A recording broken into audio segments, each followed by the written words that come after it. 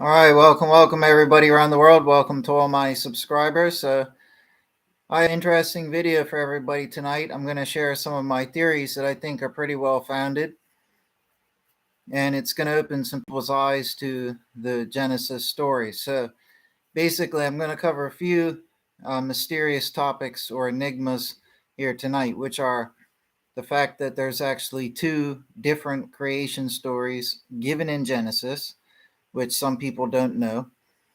So I'll go through that. I'll show. I don't want this video to be very long, so I'll read some verses. I've got them all open here. I've even got the Hebrew original text ready to read, and I'll show some interesting things. So number one, like I said, the two creation stories, and I'll show a theory how my theory on how this gonna like my theory will account for prior epochs of man, like science has found all these skeletons and remains, and I believe that they're real. Neolithic man, prehistoric man, and all that. Um, it doesn't take away from the Bible, right? So this ties into the two creation stories. One creation story is about man on earth in general, and the other creation story is about something different. So I'll get into that. That pertains to us. So it's very interesting theory, but I'll get into that. And the other aspect is, where is Eden? That also ties into what I just mentioned. So where is Eden? My theory is that Eden's not even technically on this earth. Because I'll probably forget later, I'll say now, we do see clues of this with Jesus, where it has some verses that are very enigmatic. One of them says, he took on flesh and blood like us. So that's very interesting. So we all are very quick to say Jesus incarnated, but what if we also incarnated to come here as well? And I'm not saying this in some new age sense, more in the sense that earth is more like a furnace or a prison that refines the prisoners. And another verse to back this up very quickly, just one out of probably many, is the verse is from Isaiah where God says that he puts the earth under his feet and he tramples it. It's his footstool. He puts his enemies at his feet and he tramples his footstool in his wrath. The earth is his footstool. That's kind of a disrespectful, no disrespect to God, but I'm saying, that's a negative, it's showing, like anger, not disrespect, but you know what I mean? It's showing like negativity towards earth. It's casting earth in a negative light. So, anyways, right, just brief little verses to help verify what I'm saying. But so, where is Eden? Okay, why are there two creation stories that are different? How does this tie into or go along with what science says about early man, which obviously must be real? How does this all make sense? Okay, and what happened to Adam and Eve when they were kicked out of Eden? So, all this can be seen right here in Genesis, and it's best to read the original Hebrew. And if you I can't read Hebrew, but I reference it. Um, but look at the original translation, the one that doesn't alter the words. The best one for that is the literal translation. Young's literal is one of the best. Um, but I always compare it to Hebrew where I can. Obviously, not every single word, but where I can, where I think it's needed. And it's very important. I've learned that even the best translation, like the YLT and others like it, that don't alter words,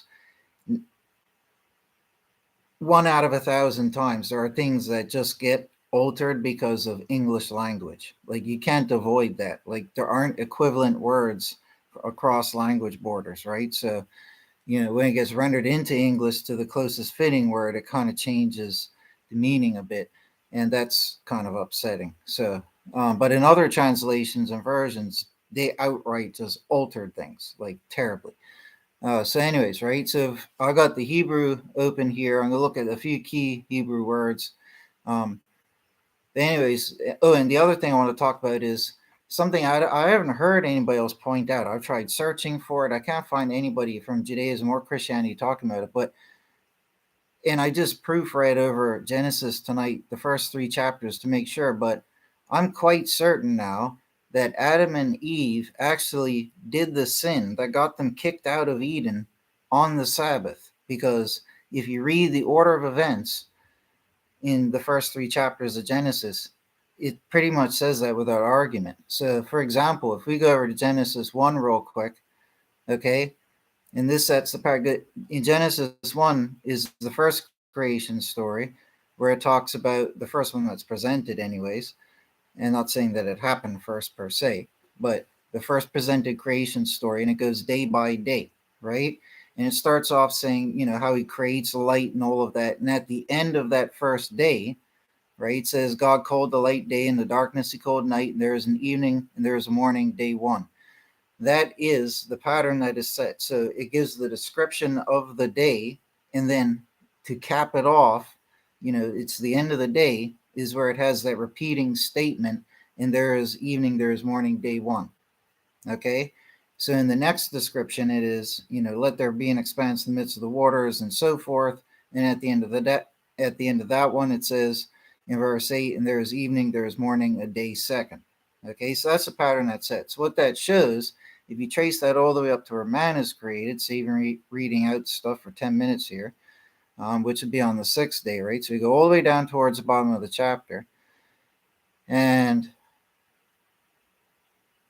very quickly, he creates birds and sea creatures and everything like that there around in verse 20 or so. And the conclusion of that is that's the fifth day. So that means 5 days have completed, and he created the creatures presumably towards the end of the fifth day or something, right? And then when it gets to man is created on the sixth day. But I think man is created at the end of the sixth day to exist in the seventh day, right? So don't listen to my opinion. Let's read the verses, right? So right after they created the creatures and stuff, and it says there was the fifth day, right? Then it says, and God saith, let the earth bring forth the living creature after its kind. So this is where he bring forth, where he creates all the different types of animals and creatures and everything else on the ground, creeping things on the ground and everything. And he creates man. Okay, so this is happening on the sixth day. Okay, and he says, let us make man in our image and all that there. Okay, and then we go down about 6 more verses. Verse 31, it's the conclusion of that sixth day. It says, God seeth all that he has done, and lo, very good. And there's an evening, there's a morning, day the sixth. So what we know for sure is that man was created with the animals and such on the sixth day. Okay, was he created at the start of the sixth day? Was he created at the end of the sixth day? Or at some point in between? Is it all arbitrary? Does it just matter he's created on the sixth? But those are the things we have to consider, right? But we know for sure he was created on the sixth. Now, if we then go to the next chapter, chapter 2, this is where it adds complexity to it, right? So it's finishing off chapter 1, and they didn't really have chapter numbers back then at all, right? Or verse numbers, right? So it's really just one big continuous stream. So this is continuing on from chapter 1, really. And it says, and the heavens and the earth are completed in all their host. So that's like wrapping up that first narrative. And it says, and God completeth by the seventh day. So we just got told in this narrative, the first narrative, that man was created. Does it say Adam and Eve? Let me just check on that, actually. That might be irrelevant, too.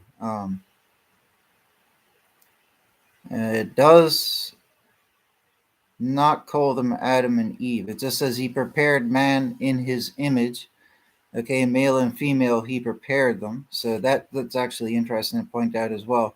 So it points out he blessed the seventh, he completed by the seventh day his work which he made, and ceased by the seventh day all his work which he had made. And God blessed the seventh day and sanctified it. So this is the creation of the Sabbath, right in the very beginning.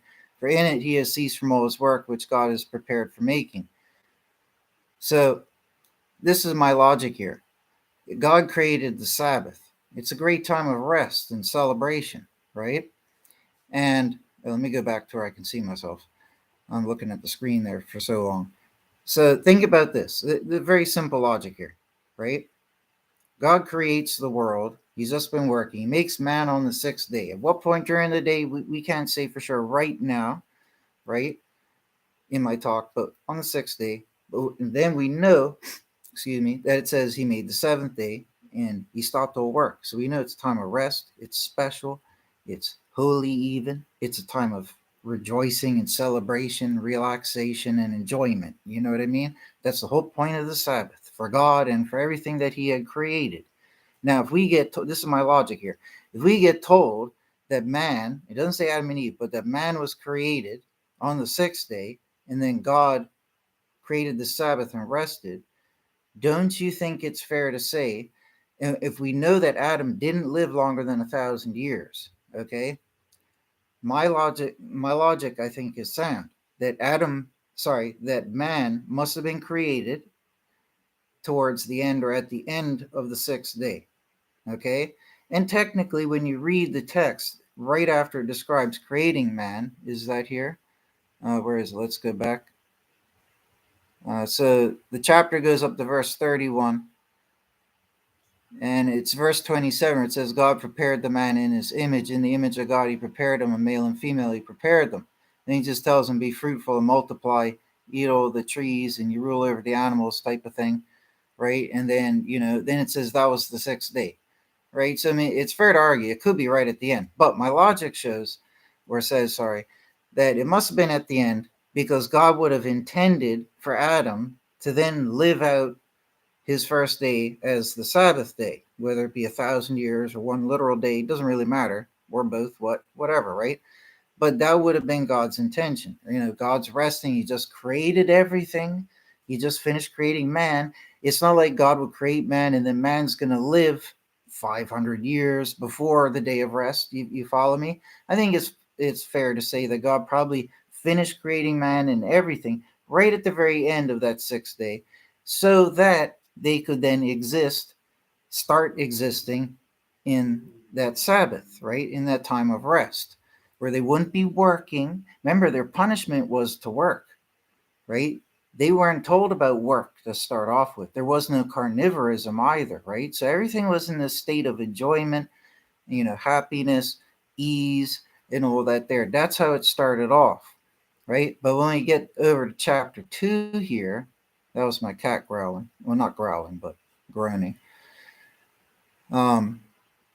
So it finishes off the first narrative by saying the heavens and the earth were completed and all their hosts. God completed by the seventh day, like I just said. He blessed the seventh day, like I said.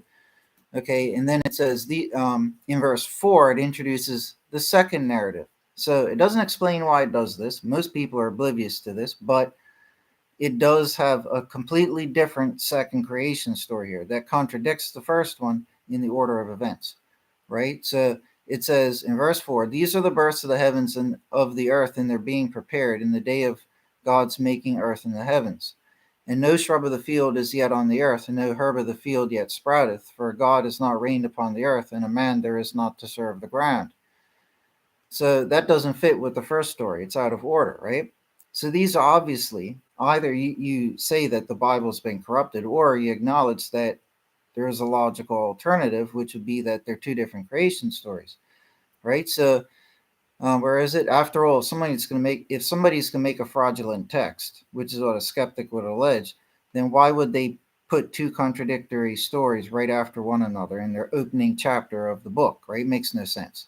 So that's ridiculous, right? So they're different because they're different stories. Now, Eden is not mentioned in the first narrative. That's also interesting. Okay, it talks about the earth being void. I checked the Hebrew word there. It means formless, void. That means the earth already existed. Okay, but that's another topic I'll get to afterwards, right? But that's interesting to point out as well. So the first narrative is very different, very, very different, right? So this is the second narrative. It's got different order of created events. So what I think it is logically is that it's not that the Bible here is corrupt. It's a fake book or whatever, because it contradicts itself one chapter after the next. No, it's talking about two different places. Okay, quite simple, logical alternative that makes perfect, plausible sense, right? So it's a different place. This place is called Eden.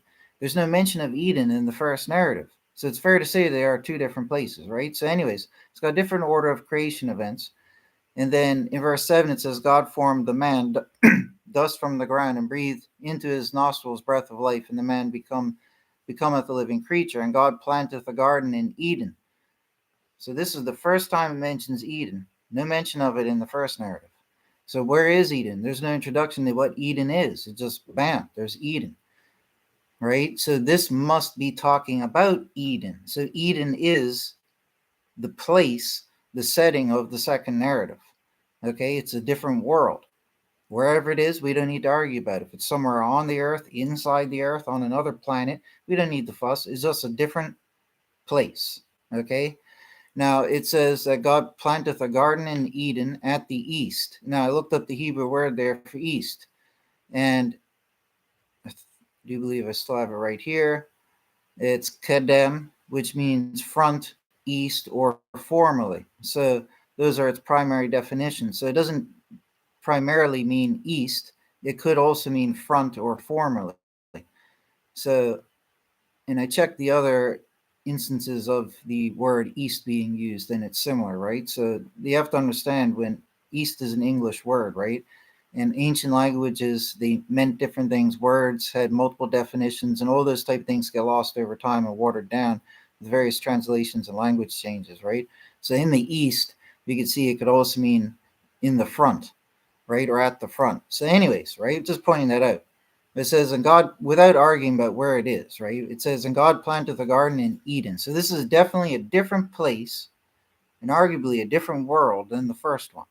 Okay? At the east of what? Right? I think it might be implying at the east of that other aforementioned world in the first narrative. But nonetheless, it says he plants a garden in Eden at the east and setteth there the man whom he formed. And God caused to sprout from the ground every tree desirable for appearance. So this is where it's out of order from that first narrative, right? So this must be a different world altogether. So my logic for it being a different world is that on this earth, it tells us the narrative, the order of creation on the days. What is the cat doing? Kitty, what are you doing? He's like scratching at the mirror. Anyways, made me forget what I was talking about now. Where is it? Guarded, blah, blah, blah, blah. So, because the creation events are out of order, it highly suggests by logic that it must be a different world altogether. Because we're talking about the creation on this earth, even though it started off void and formless. So, the planet was already here, right? He was just putting life upon it, right? That's one narrative, right? But this narrative here, it's a whole different order of events. So, it's fair to say it's a whole different world. You follow me? So, that is logical, right? It's not illogical to think that. It's perfectly logical, right? Um, it does say it mentions four rivers. Now, I've heard a lot of argument about which river is which. I do know one fact that not all four rivers can be identified. And reading this version right, hold on, let me let the cat out. Meow.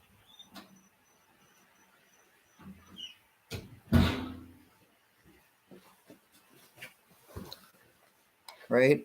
I'm leaning towards none of the four rivers are current rivers on this earth. That's what I'm leaning towards.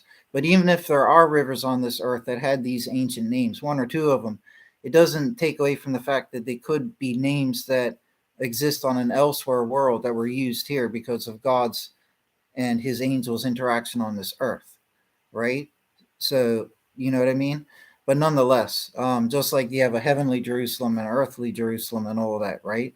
So in similar ways, um, and the heavenly Israel and the earthly Israel. So one of the rivers is named Pison. The next one is Gibbon, then Hiddekel, and where is it? Where's the fourth river? The second river is Gibbon. Third river is Hiddekel. Oh, the fourth river is Frat.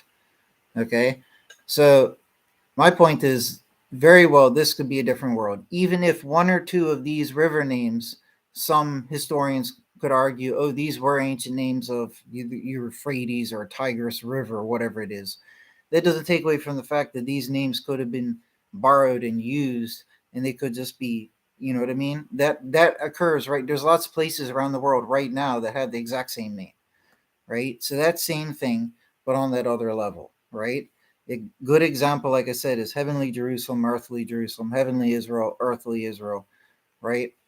As on as on earth as it is in heaven, right? So, and everything on earth happens by the heavenly template, right? We all know these elements of things, right? So that's fair to say. So my point in saying that is that because one or two of these rivers may be ancient names for rivers on earth does not disprove what I'm saying here whatsoever, right? This is definitely a different world, different creation story, and those are the rivers, right? And it says that God taketh the man that he's created. So this is a whole different narrative. It's completely different from the first one. And it says that God takes the man and causes him to rest in the Garden of Eden. So God created the man somewhere and then picked him up, essentially, so to speak, and put him in the Garden of Eden to serve it and to keep it. Okay? And then he tells Adam about the plants, and, we get introduced to the animals and so forth and so forth. And then we could skip the rest of the chapter. And then they meet the serpent. That's a whole nother story, so I won't get into that too much. Where it's relevant here is where they get kicked out of the garden. So after their interaction with the serpent, where is it? Right here. So this is where he stops. God stops punishing, verbally chastising the serpent. He turns towards the humans. This is where it becomes relevant. And he says in verse 16 of Genesis 3, unto the woman he said, multiplying and multiply thy sorrow and thy conception. This is where he starts the punishment, the verbal chastisement unto people, right? And then in verse 17 it says, because thou hast hearkened to the voice of thy wife, and dost eat of the tree concerning which I have charged thee, saying, thou dost not eat of it. Cursed is the ground on thine account, and in sorrow thou dost eat of it all the days of thy life. So this is where he's cursed with mortality. And then in thorn and bramble it does bring forth to thee, and thou hast eaten the herb of the field. And by the sweat of thy face thou dost eat bread till thy return unto the ground, for out of it thou hast been taken, for dust thou art, and unto dust thou turnest back. And then in verse 21 it says, and God does make to the man and to his wife coats of skin, and does clothe them. I think this could be a poetic hint towards them receiving the mortal bodies. So this is where God caused them either to be translated or incarnated, however you put it, into mortal bodies. So this is where they lost their former estate, which was better than mortal, and they are cursed with the estate to be immortal, which is programmed to die, right? So going on, it says, the famous verse 22, and God said, lo, the man was as one of us, as to the knowledge of good and evil, and now lest he send forth his hand, and have taken also of the tree of the life, and eaten, and lived to the age. And God sendeth him forth from the Garden of Eden to serve the ground from which he has been taken. So this is where Adam and Eve got kicked out. And it says, and yea, he casteth out the man, and causeth to dwell at the east, which means in front of, or former as well, of the Garden of Eden, the cherubs and the flame of the sword, which is turning itself around to guard the way of the tree of the life. So for what we can see in that narrative, what we can see is that in that second creation narrative, that God has this different creation order of events. When he creates man, he then puts man, Adam and Eve. And remember, like I said, Adam and Eve and Eden are not named in the first narrative. That's more reason, again, to consider that it's a different world, right? So, nonetheless, it says that Adam and Eve were put into the garden, okay? They spend their time there or whatnot, but then they bump into the serpent one day. They have this interaction. They do this sin. And then, however much time has passed is another mystery and an enigma. But what we can see is that they got punished for it and they got kicked out of Eden. So, where exactly they got put, we can't say for sure. But like I said, if the logic shows it must be a different world, then that would imply that they got kicked out of a former world. And it's interesting that in the word for east, when where it says east of Eden, that could mean former. Okay, so it's interesting that that word even shows up here in the Hebrew, and I think that the way the languages were changed and went extinct and translated over time, I think that little connection is like a remnant, like a little archaic remnant there. So I think that's a hint overall, everything I'm saying, right? But I think that this is a very strong hint that we are punished by being kicked out of this former world, which was named Eden, okay, which was very, very wonderful. And we are kicked out of it. And then God made us clothes of skin. So it tells us how we are cursed with mortality with these bodies to die. So we are cursed with the programming of mortality, which means that our mortal fleshly bodies are going to die. And it also says that God gave us skin to clothe us, right? That could be a clue, as many have always considered, to us inheriting the mortal body. So it would make sense if in this other world, this Edenic world, was not for mortals, right? You were meant to do the right thing, eat from the tree of life and have a great time. But because of what they did, that was wrong. And it goes deeper than that, but I'll keep things simple for now. I think that's also an analogy and a metaphor. But nonetheless, when they disobeyed, they were kicked out. And they were kicked out from that world. They were given these lower forms of bodies. And where were they kicked out to? Well, where is man now? Where did man start going? Well, on this planet, on this earth. So when we look at the first narrative and we see the second narrative, which one is the earthly and which one is the cosmic? So we know that humankind has existed on this planet before 4000 BC, roughly, before Adam and Eve. So how do we account for this? Some churches wildly claim that these skeletons were put here by Satan to deceive us. I don't think so. I think that's a bit ridiculous. Okay, even in Judaism, they acknowledge that there were prior epochs of man. So the very fact that we have two creation stories is important. In the second story mentions Adam and Eve, whereas the first story doesn't. Okay, the first story is just a general story about how the planet Earth was here, but there wasn't anything on it. God put life on it. I would like to point out that the order of creation events for that roughly follow the epochs of evolution that science has said. Right, you start off with light and more celestial stuff, and then water, and then sea creatures, if I'm not mistaken, and plants, and then you get to land animals, and man comes last, right? That is the rough evolutionary order of events. And it could just be that a day symbolizes a billion years. And when you consider that, it does kind of fit very interestingly. But nonetheless, I mean, maybe it was 1,000 years for a day, maybe it was a literal day. Doesn't really matter. At the end of the day, the point is that we have these two different stories.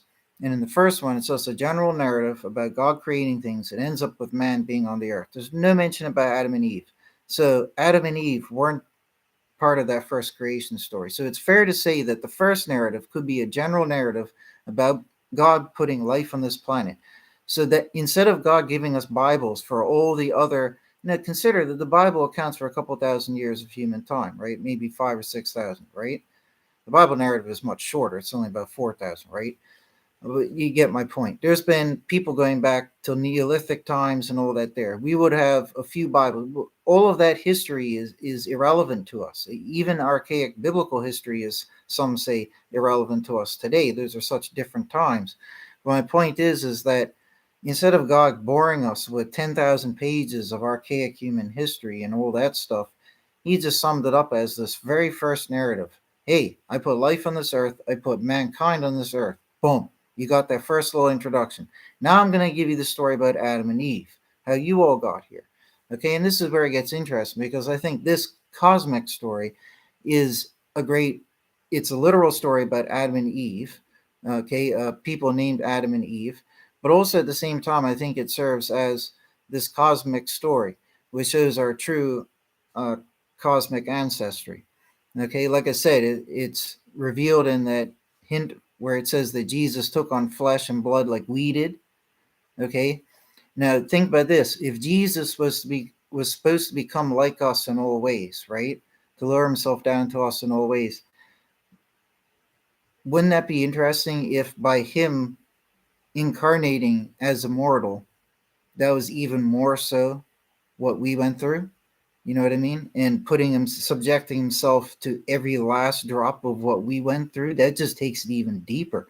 You know what I mean? Instead of saying we're, per se born innocent, created in the womb, maybe there's a reason we're all here suffering, all living things that suffer and die. And, this is earth is God's footstool, like I said. I'm not going to go super deep on stuff for this video. I'm just touching on these deep topics, right? To tantalize the viewer, right? But I've talked about them before. And I talk about them in my books, which are available on Amazon. Well, in my systematic theology book on Amazon, I talk about this stuff.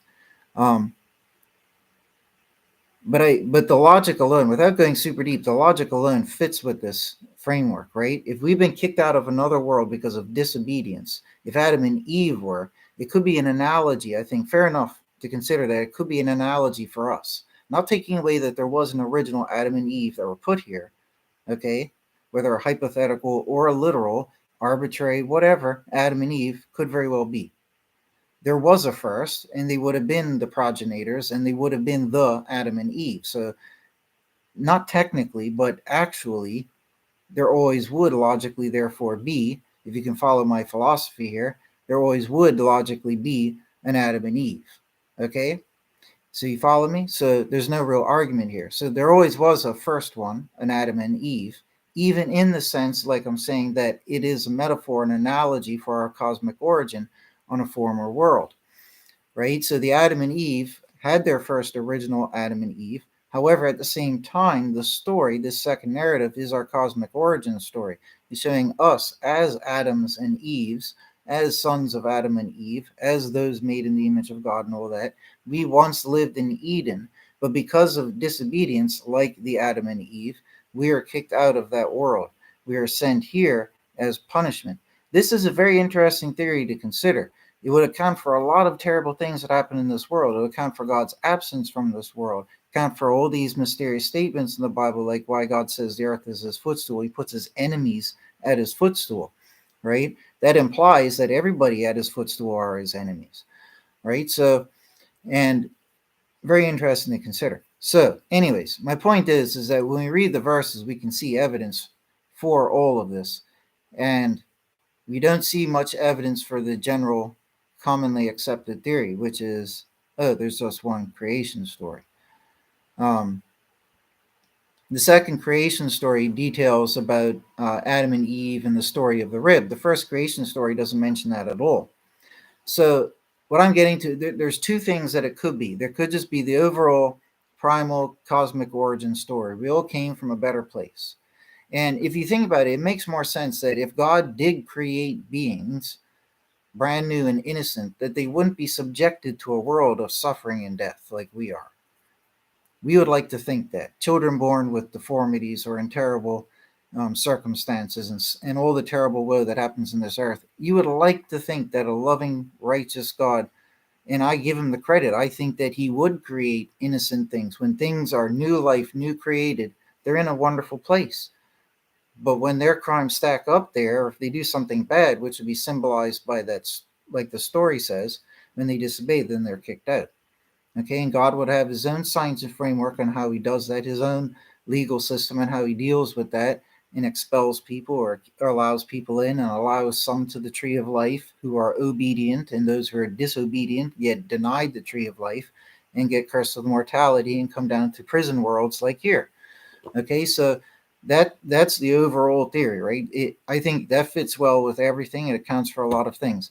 Now, the other interesting theory is this: we specifically, the Adamic branch, okay, you could call it the Adamic branch theory.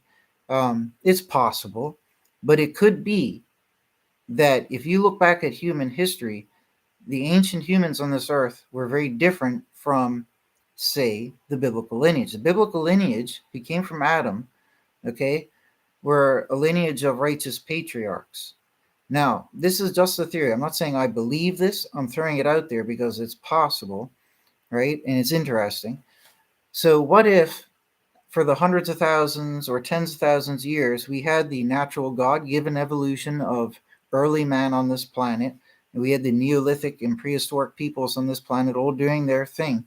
But then suddenly, for some reason, we had either a deposit. We had some form of depositing of prisoners being dropped off here. Just it would make a really cool movie, right? But just think about it. It's possible, right? We get dropped off here. Maybe we crashed here. That'd make another interesting movie. Maybe our ancestors crashed here. I think we're probably dropped off here by the angels, okay? Dropped off. Or maybe we're incarnated here. We're just born here. However we arrived, that's why I said deposited. If we are deposited here, it would have occurred when the biblical narrative accounts for it, which would have been roughly 4000 BC.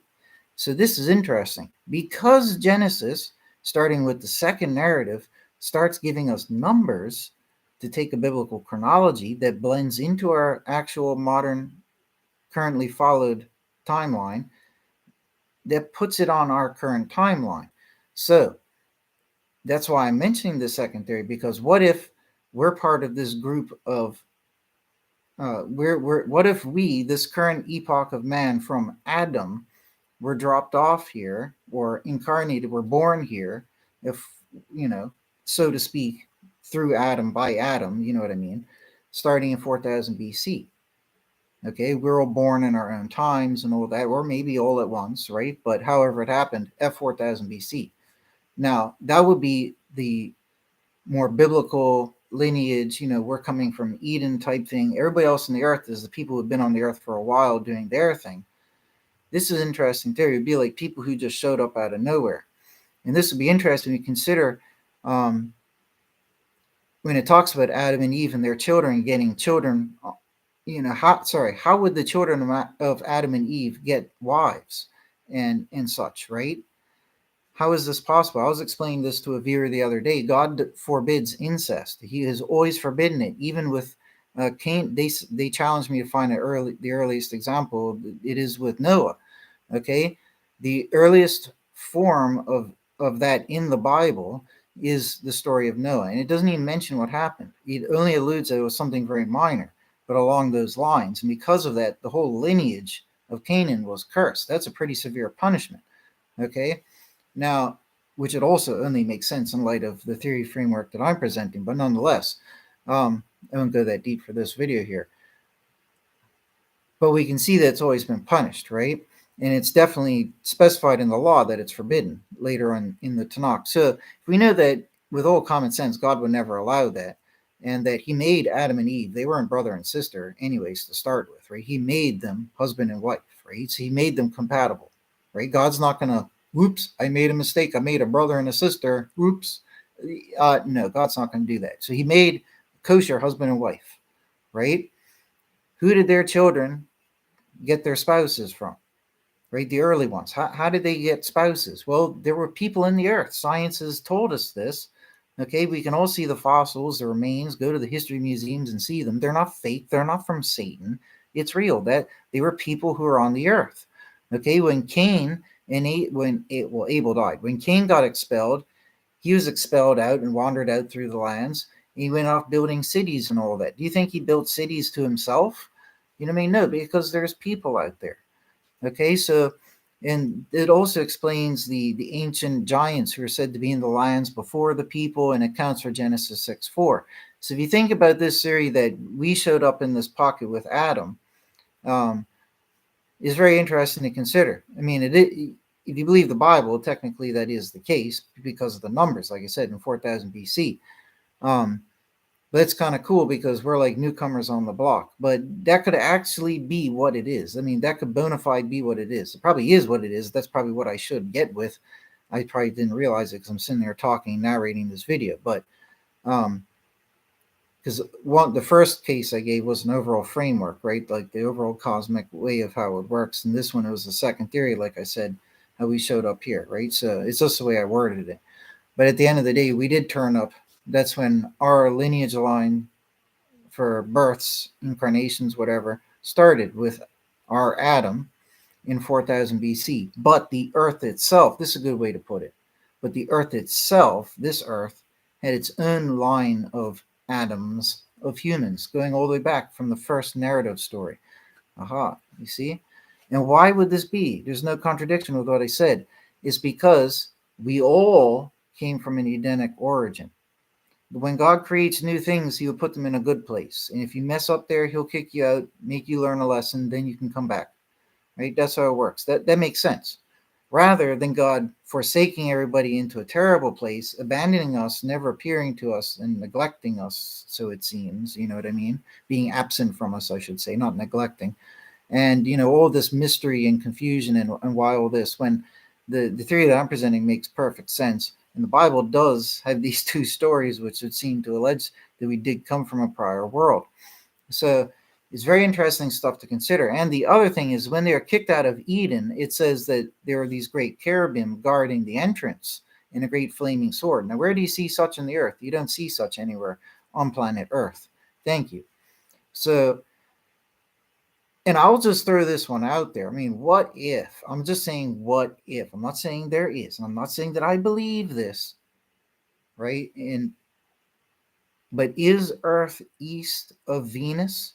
Because Jesus called himself the morning star. It's in three occurrences where Jesus is referred to as the morning star. When I'll give him the morning star, when the morning star, which is Venus, it's the word for Venus, rises in your hearts and all that. What if there's like an angelic outpost or some Edenic habitat on Venus? Just saying. What if? I'm not saying I believe it, but what if, right? And Earth is east of that Eden, right? So it's in front of, but it's also east of Eden. And that's where the angels are hanging out. That's why they're quick to come over here. Maybe they got a little outpost on Mars too, but I don't know. I'm just saying, right? Is far out, but it's interesting to consider. Um, and how it says formerly. I mean, if you go back celestial epochs, different planets in our solar system would be in different positions. And Mars was habitable billions of years ago, for example, for a period of time. I was looking this up.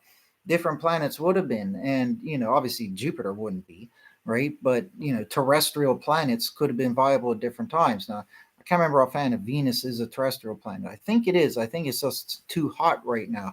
My point is, maybe Venus was inhabitable at one time. Maybe it's still inhabited now. We've never been there, so we can't say for sure. I'm pretty sure we haven't landed on the surface. We just looked at it from the outside, so we don't know what's under those layers. We don't know how it works under those layers for sure. They just hypothesize. I could be wrong, right? And again, this is just a wild theory I'm throwing out there. But what if there was, or what if there is a habitat there of an angelic outpost, and when the end of days arise, they're parked nearby on Venus, and then they're going to be arriving from there. That's going to be the morning star rising in our heart. I don't know. You know what I mean? Earth is east of Eden. We got kicked out of Eden and got sent to Earth. Maybe it's a throwback to our archaic past. Maybe we lived in this Eden. The other thing to consider is this, right? On different planets, time is totally irrelevant, right? So on Earth, time is totally different from on a different planet, probably in our own solar system, right? If you even had our same clocks, it would just get mind-bending and confusing. I mean, even on our own planet, you go around the world and it's 12 hours different. You know what I mean? So on different planets, it's just a whole different ball game. So,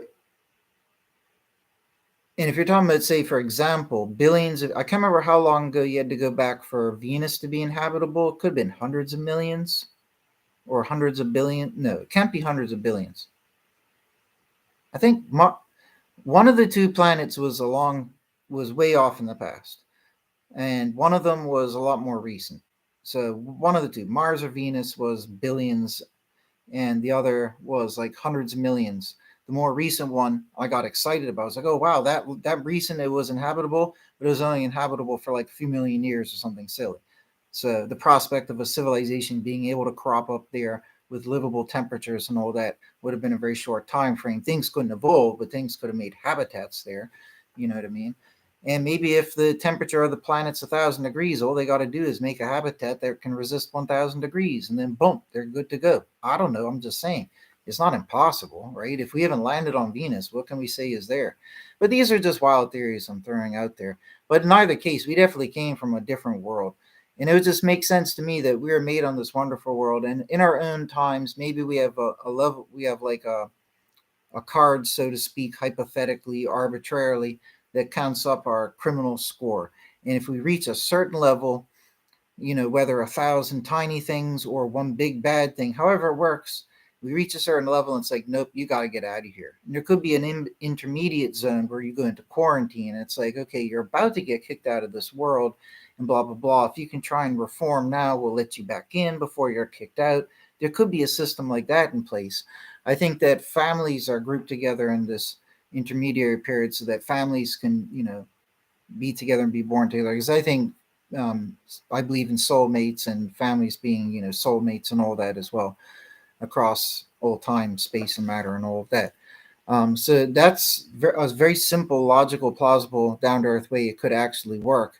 And that way, I've thought about it. It accounts for absolutely everything. Why we're here, how we're here with our families, we're reunited with our families, in the world to come, and all of that. It just all makes perfect sense. Absolutely makes perfect sense. So, anyways, folks, and if you think about it, like when Satan was cast down from the heavens, Revelation 12, why would God cast him down to our planet? God got something against us? Just because, you know what I mean? A whole planet with all these infinite life forms on it, and people and insects and creatures and everything, we're all going to suffer because Satan's on this earth. Don't you think it would make a lot more sense if Earth was the prison place?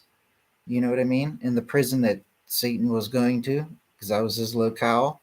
Makes a lot more sense, right? Than God just being like, oh, I'm just going to let this beautiful planet I created just be tarnished by this devil being.